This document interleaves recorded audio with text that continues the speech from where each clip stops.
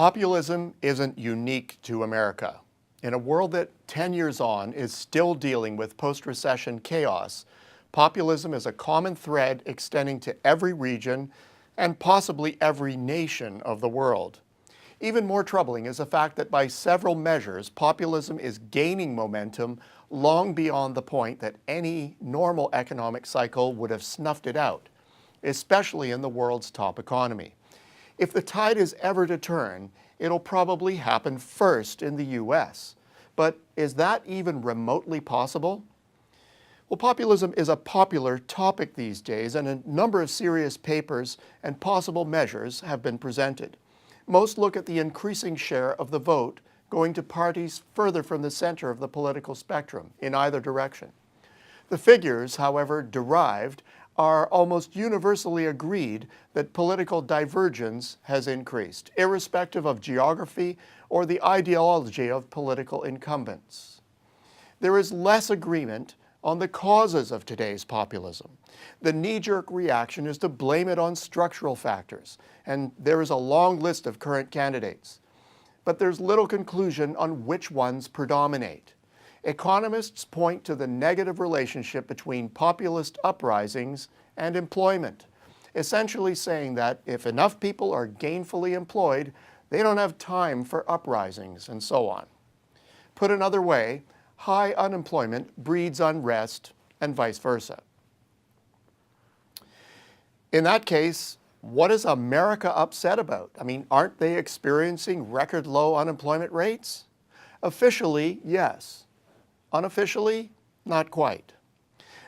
For this point in the growth cycle, U.S. labor force participation is far lower than normal, even adjusting for aging of the population. This is nothing new. Analysts have been writing about it for years. As Fed Chair, Janet Yellen was not only concerned about it, but created a special measure of it. And I've certainly had a lot to say about the issue. So why yet another piece on this particular issue? Well, for starters, it remains annoyingly unresolved. But I was also curious to see whether it had happened before at any point in recent history. Stretching back to the 1970s, we can respond with a definite no. In all prior periods of cyclical downturn, labor force participation has generally stayed the course.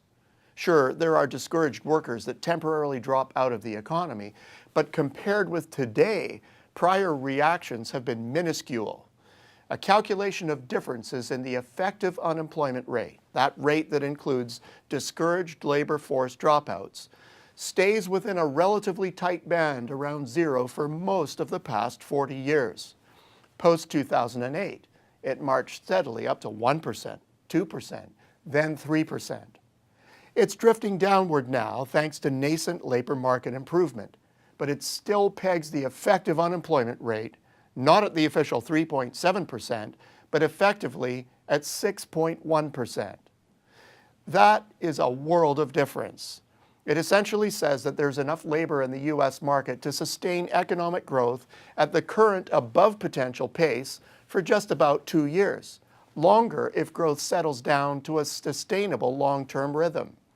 Cries of recession might be quite preliminary. Well, given this market potential, is it possible that the populist tide will recede? Here, there are a few ifs. First, we need to hope that policy uncertainty, or for that matter, any other outside influence, won't upset the growth apple cart. Second, after a prolonged hibernation, an investment revival is needed. Third, we need to hope that protracted subpar growth has not talked the broader economy into a low-growth stasis, a mindset that proves impossible to overcome. Critical to seeing the U.S. economy and the broader world through this malaise is a broader understanding of the current operation of the economic cycle. It's not broken, as many seem to think, just exaggerated by the forces of globalization and technology. If so, it suggests a very different approach to business strategy, policy, and regular economic behavior. The bottom line? The economy has heart issues.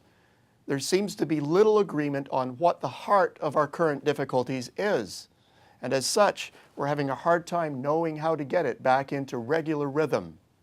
In the process, the economy and politics seem to have become more heartless. What better time than Valentine's Day to start getting it right?